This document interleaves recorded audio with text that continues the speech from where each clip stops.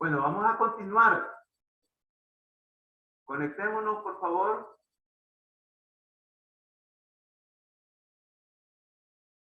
Bien.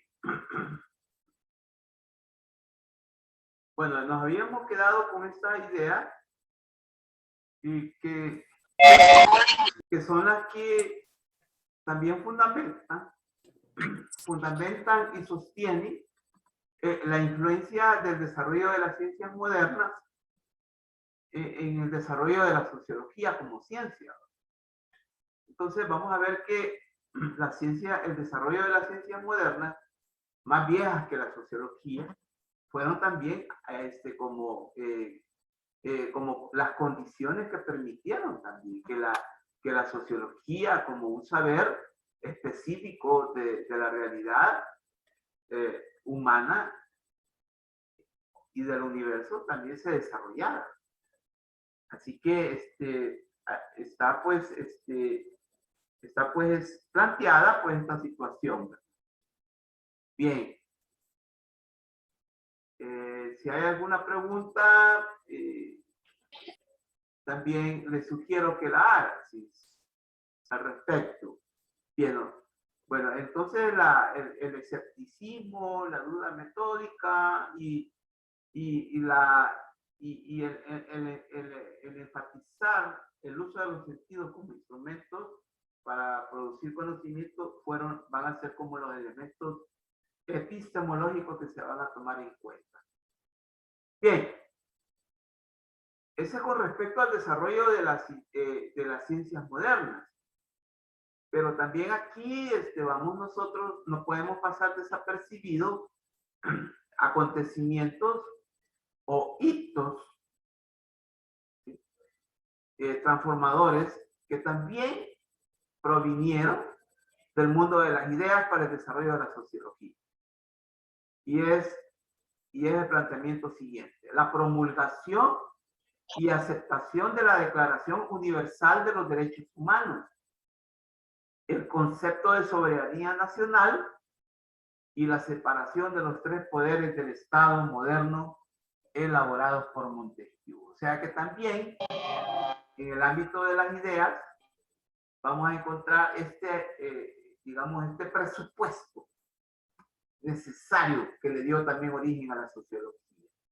Está la promulgación de la Declaración Universal de los Derechos Humanos, el concepto de soberanía nacional y la noción de el Estado de Derecho, ¿sí?, que es el Estado moderno elaborado o propuesto por Montesquieu.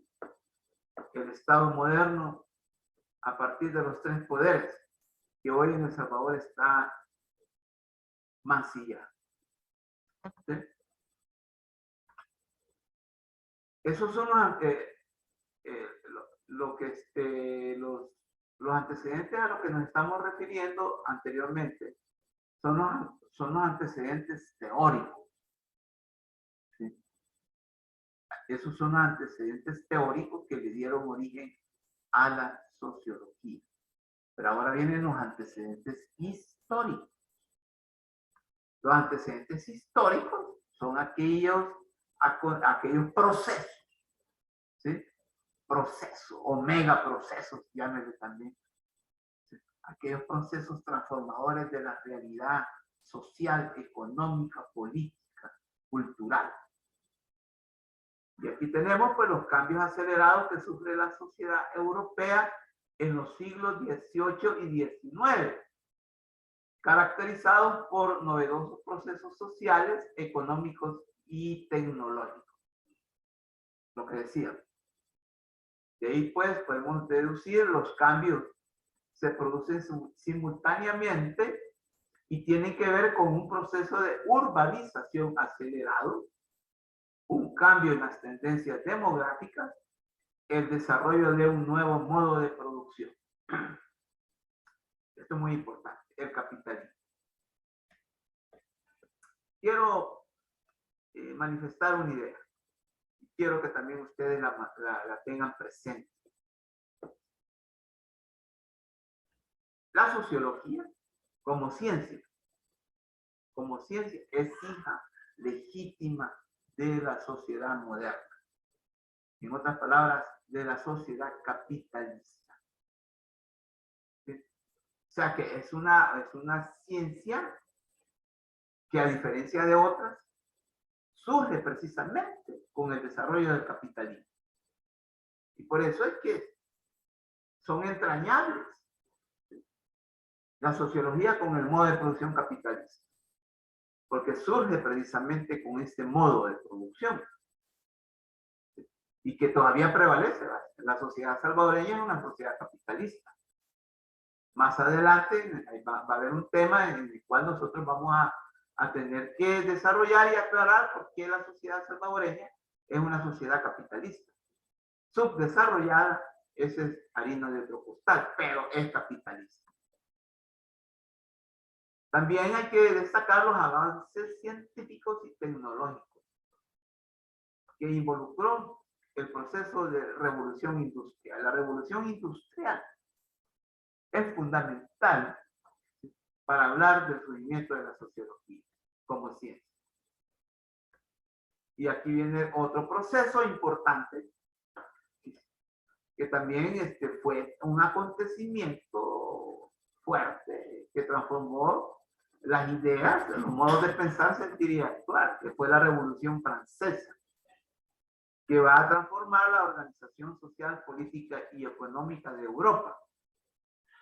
Ahora bien, acordémonos que existe todo un proceso de colonialismo a partir del siglo XVI. Sí, resulta que los países europeos emprenden un proceso también transformador como va a ser el colonialismo en todo el mundo. Y van a traer todas esas ideas, las ideas de la Revolución Francesa. Bien, esos son los antecedentes teóricos e históricos de la sociología. Sí. Tomen en cuenta eso. Distingan bien eso. Hoy vamos con los aportes de los exponentes de la sociología clásica. Ojo, exponentes o teóricos de la sociología clásica. ¿Por qué se habla de una sociología clásica? Sí, la sociología clásica es la que permite hablar del origen y del surgimiento de la sociología clásica. Aunque lo clásico, ¿qué es lo clásico? Algo que nunca puede pasar desapercibido. Algunos dicen nunca pasa de moda. Pero yo quizás le apuesto más a una situación en la cual no podemos renunciar a no hablar. ¿Sí?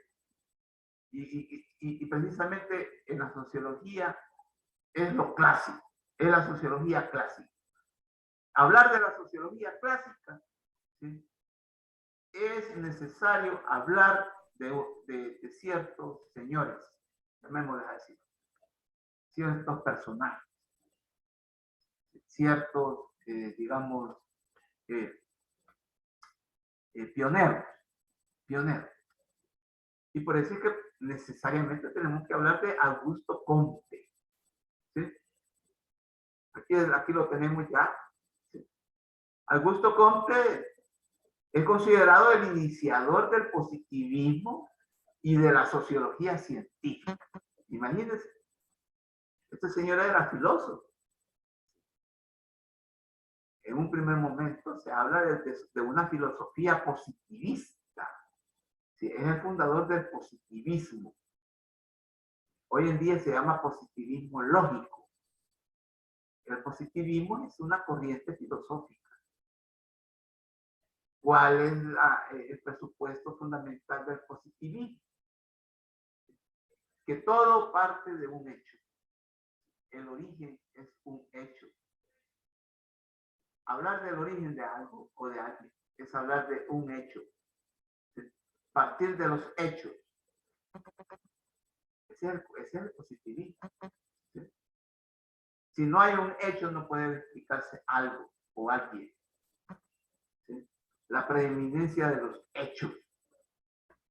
en la economía, en la sociedad, en el pensamiento y en la naturaleza.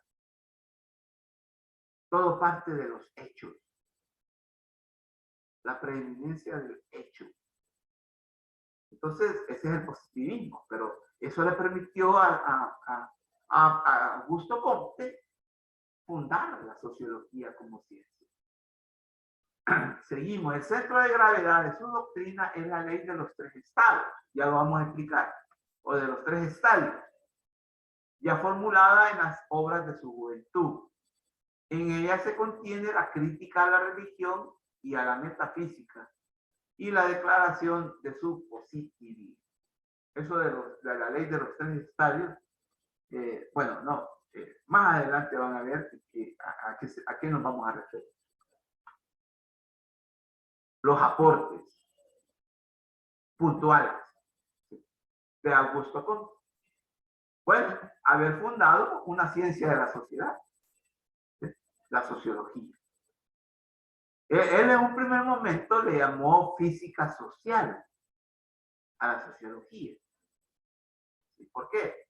Bueno, por cosas de la vida, Comte, en verdad, también fue un ingeniero.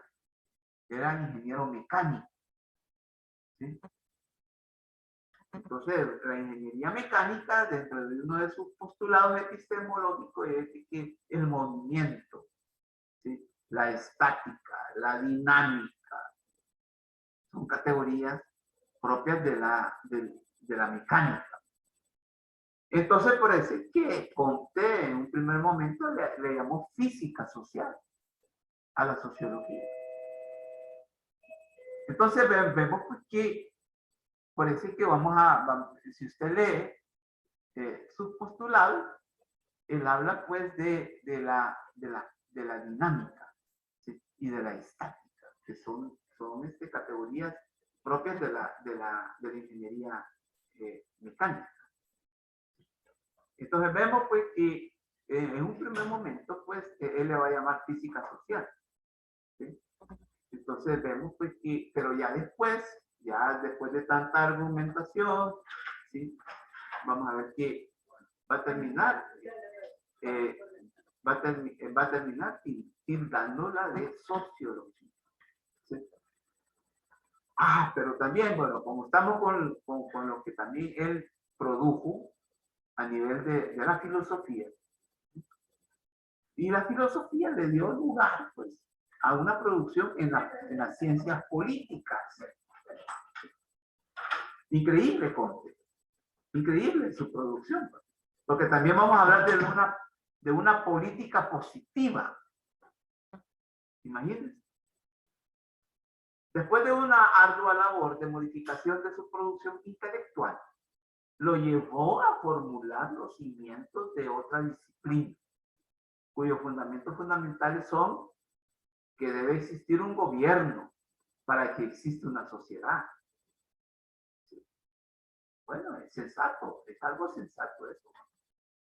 Y un poder espiritual que no esté comprometido con lo temporal o de turno, para que le dé dirección y cohesión a lo político. Imagínense, también en las ciencias políticas vamos a encontrar a Comte dando aporte, y no solo en la sociología. Increíble. A mí me llama la atención de sus postulados fundamentales. Debe existir un gobierno. Ojo con eso. En el sentido de que una sociedad debe ser regulada, ¿sí? Debe ser delimitada. Una sociedad necesariamente debe ser, digamos, administrada. ¿Sí? Bueno, y eso hace en la vida también. Entonces, él hablaba de un gobierno como la expresión concreta de una institución mucho más grande o mucho más complicada o compleja, llamada Estado. ¿Sí? Y es sensato decir que una sociedad necesita que sea gobernada. El poder espiritual. ¿A qué se refería ese poder espiritual? Necesariamente tenía que hablar pues de una espiritualidad comprometida, entregada al bien común. ¿Sí? Una espiritualidad comprometida con los derechos, con los deberes, con los demás. Es algo ético, el poder espiritual. Es aquel compromiso con los demás. Y eso es lo ético. Algo tan necesario hoy en día, porque es un bien escaso, lo ético. Los valores éticos, tan escasos hoy en día. Y todo para que haya dirección y cohesión a lo político, en lo político. Algo que no existe en muchas realidades como la nuestra. Bueno, pero también se metió en algo bien espinoso. Imagínense, fundó una religión de la humanidad. Si usted tiene alguna vez intenciones de leer a Comte, se va a encontrar que él habló de una religión para referirse a la sociología. Y habló de la religión de la humanidad. Propuso un sistema religioso que no contara con aspectos sobrenaturales. Esto es muy importante tomarlo en cuenta. Así como tampoco con un Dios. Otro asunto que hay que tomarlo muy en cuenta. El objeto de adoración en su credo eran los mismos seres humanos. Y para cumplir con su dogma se debía amar, conocer y servir a la humanidad. O sea que hablar pues de una religión de la humanidad era hablar pues de una religión desembarazada, desembarazada de criterios y de hechos sobrenaturales. ¿Sí? Entendido lo sobrenatural con aquello que no tiene explicación humana y mucho menos científica. Los milagros. ¿Sí? Y que en el cristianismo son como pilares. ¿Sí? Pilares. Porque en el cristianismo, nosotros que somos cristianos, los que profesamos el cristianismo, hablamos de lo sobrenatural como aquel aspecto, aquella dimensión de la vida en la cual Dios se manifiesta, lo divino. En cambio, él decía, no, romper con aspectos sobrenaturales. ¿Sí? Y también romper con la existencia de un Dios. O sea que la religión de la humanidad que Comte fundó era una religión atea. La noción de Dios no procedía, no funcionaba. Ahora bien, un dogma irreconciliable o irrenunciable era amar, conocer y servir a la humanidad. ¿Sí? Entonces usted interpreta, pues sí, estaba bien Comte, estaba bien ubicado. Son preguntas legítimas. Y aquí viene lo de las 3 etapas de la ciencia.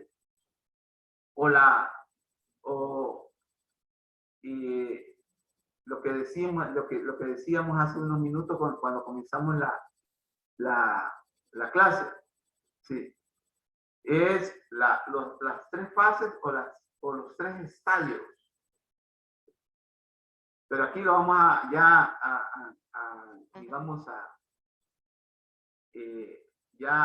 a configurar como las 3 etapas de la ciencia o de toda ciencia, los cuales se refieren a las etapas evolutivas que deben de seguir todas las disciplinas científicas.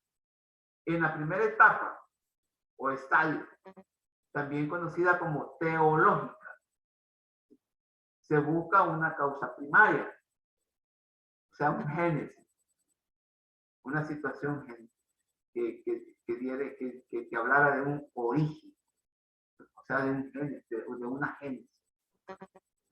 Entonces, esa es la etapa teológica para Comte. Una segunda llamada metafísica, que se refiere, pues, necesariamente a algo mucho más espiritual. ¿Sí? mucho más espiritual, más allá de lo físico. La metafísica es eso, no más allá de lo físico, pero ahí se refiere necesariamente a lo espiritual. Una disposición al servicio, a la entrega, con apego a valores. Se busca la esencia. Y la tercera, que es la positiva. Y se establecen los parámetros de la ley. O sea, cuando una disciplina ha pasado por estas tres etapas, entonces llega a ser propiamente ciencia. Si no sufre o si no desarrolla estas tres etapas, no puede llegar a ser ciencia. Si lo planteaba Comte. Entonces decía, es una ciencia positiva. Para él, ciencia positiva era sinónimo de ciencia o de un saber científico. Bien, y aquí tenemos a un discípulo de Comte, a un continuador y también actualizador. Él va a continuar y va a actualizar lo que Comte dejó sin hacer. Y también va a actualizar y va a continuar lo hecho. ¿Sí? Y este se va a llamar Emilio Durkheim. Emilio Durkheim fue un discípulo de Comte, francés también, del siglo XIX.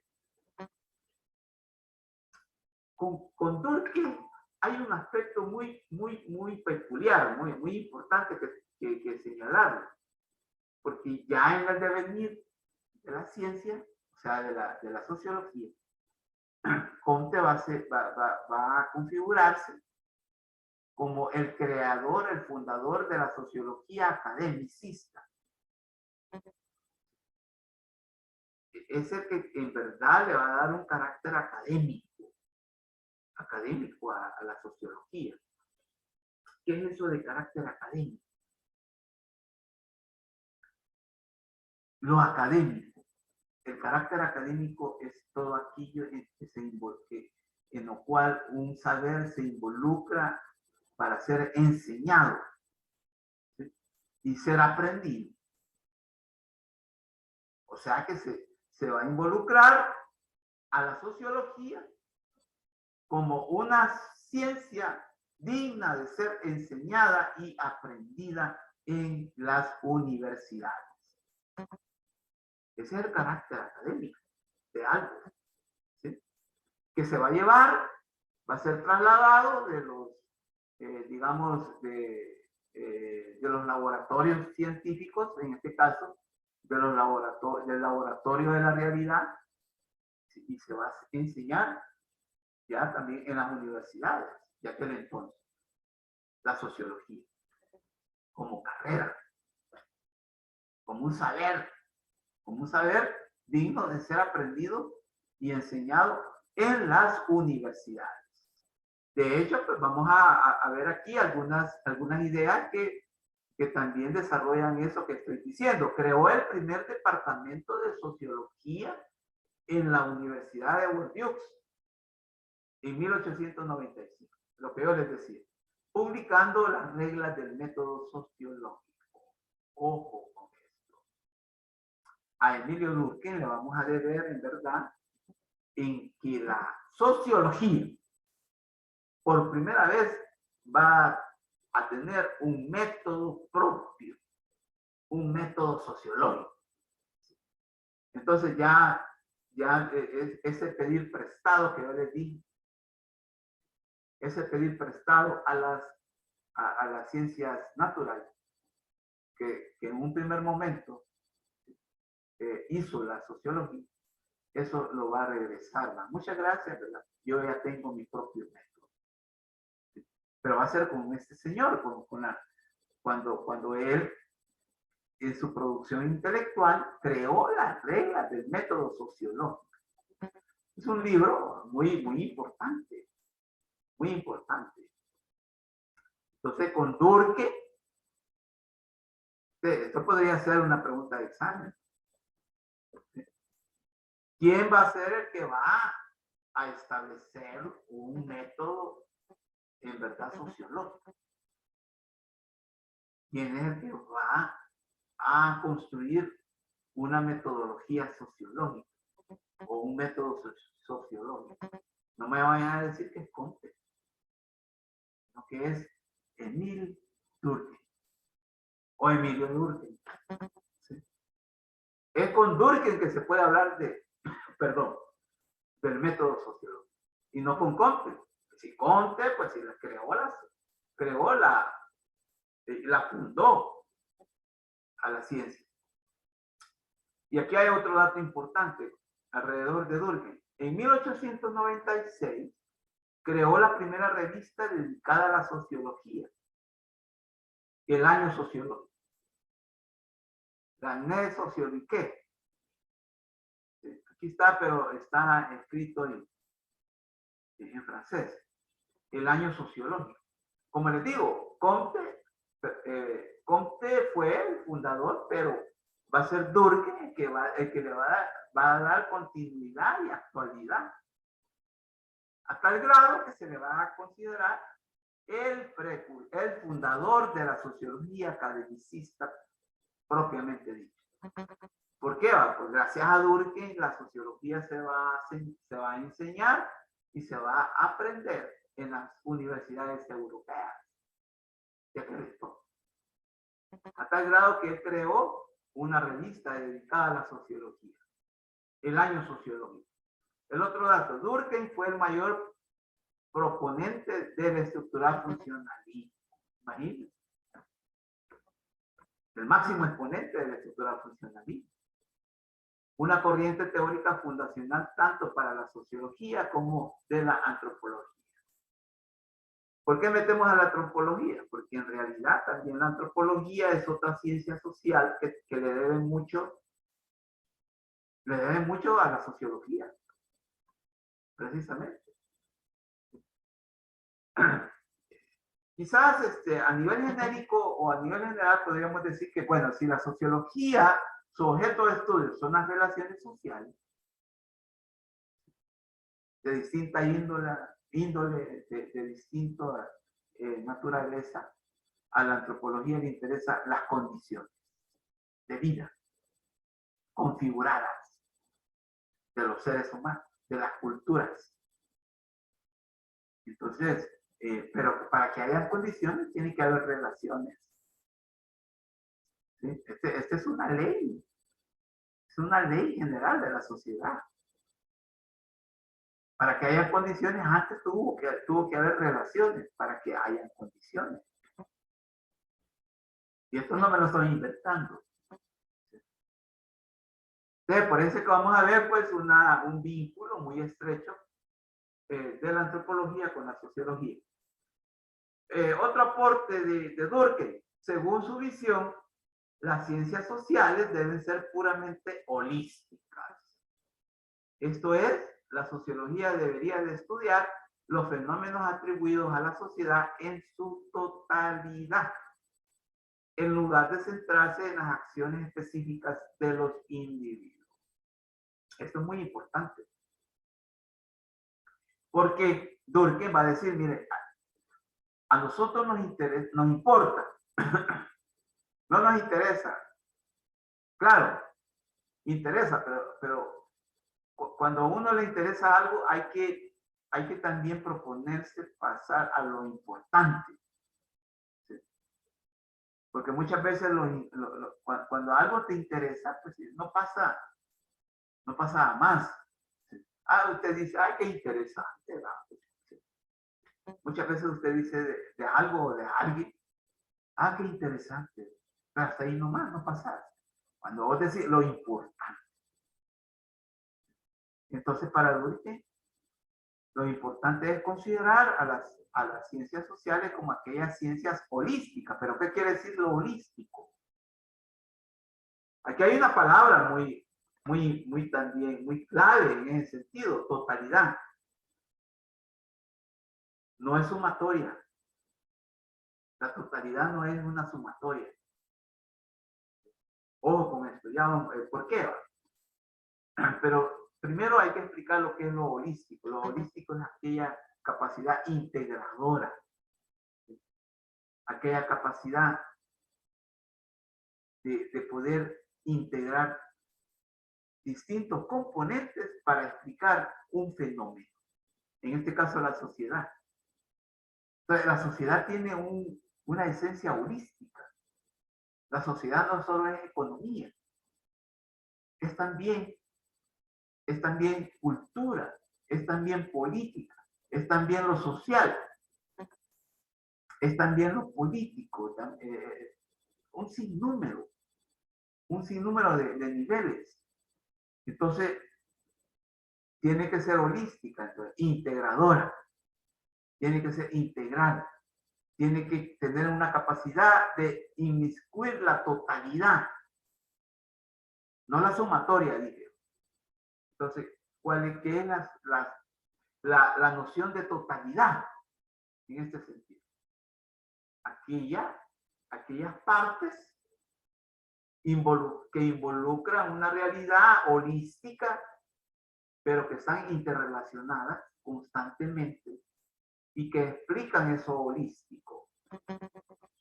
Si la sociedad tiene que ser un fenómeno holístico, es porque en la sociedad vamos a encontrar distintos niveles, distintos campos, distintos ámbitos, distintas dimensiones interrelacionadas entre sí necesariamente, y que le dan dinamismo a ese gran cuerpo integrado llamado sociedad. Entonces, lo holístico deviene en integración. El mercado es un nivel de la sociedad. Miren, el mercado es tan viejo, ¿sí? Es tan viejo como la humanidad. El mercado, y que es el objeto de estudio de ustedes. ¿Sí? Ahora bien, el mercado forma parte de esa realidad holística de la sociedad. A mí me gusta, digamos, considerar el mercado como algo omnipresente. O sea, que está presente en la vida de los seres humanos. Ya lo manifesté hace algunos segundos. Es tan viejo como la humanidad misma, el mercado. ¿Sí? ¿Y por qué decimos que es una realidad omnipresente? ¿Cuántos de ustedes no se vinculan con el mercado en más de una ocasión en la semana? ¿Sí? Yo, por ejemplo, hoy fui al mercado. Como hoy fue 30, entonces teníamos que ir ya a comprar algunos alimentos, ¿sí? Etcétera, etcétera. Pago de servicio. Entonces tuve que ir al mercado. Por eso es que más adelante vamos a ver a un señor que se llama Carlos Marx. Y él decía, mire, fíjese que el mercado en verdad es la religión cotidiana. Todo lo que, de ser posible, quizás todos los días nos vinculamos con el mercado. Es posible que usted le agarró la tarde en la calle y por ejemplo, la hora del almuerzo.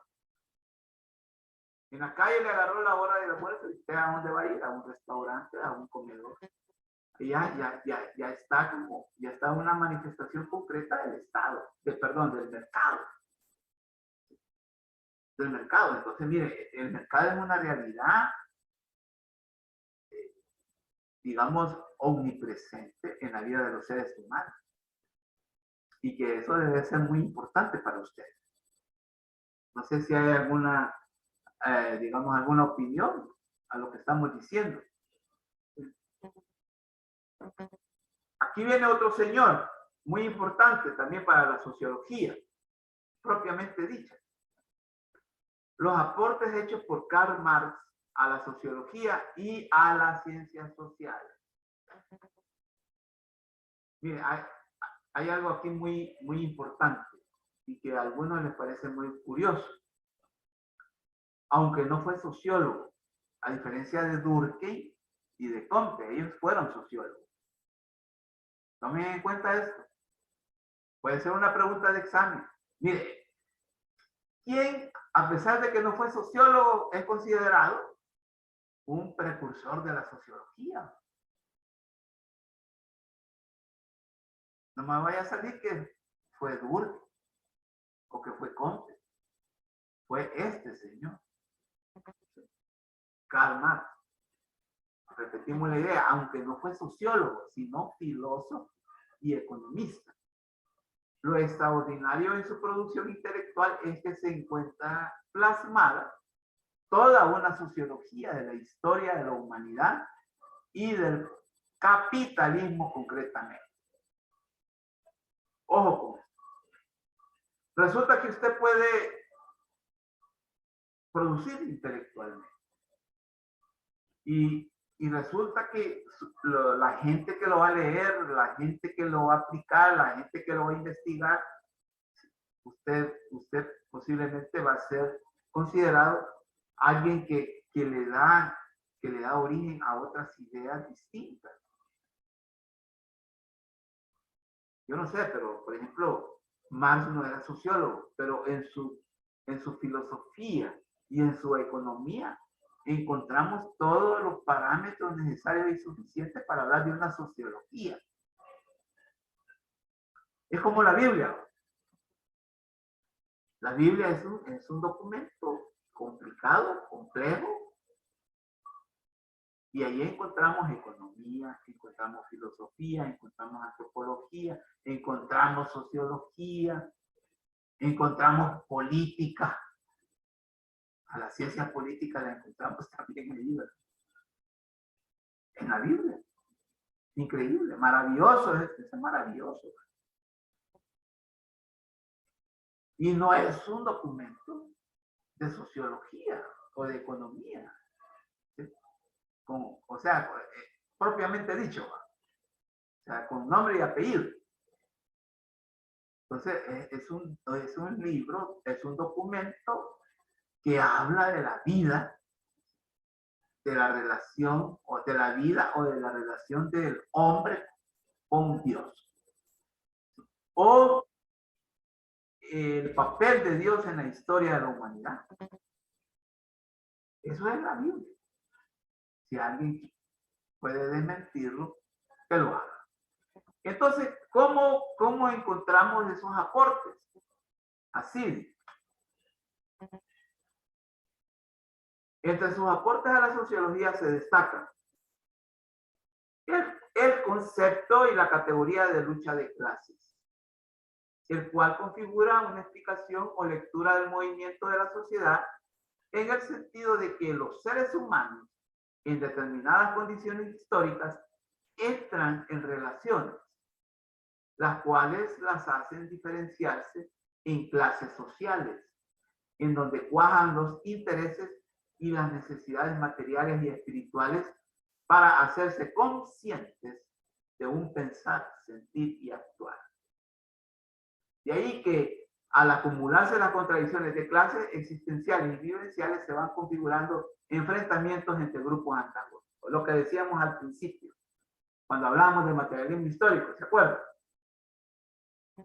Bien, se nos está acabando el segundo periodo de la clase. Vamos a llegar hasta aquí y continuamos el día de mañana, ¿de acuerdo?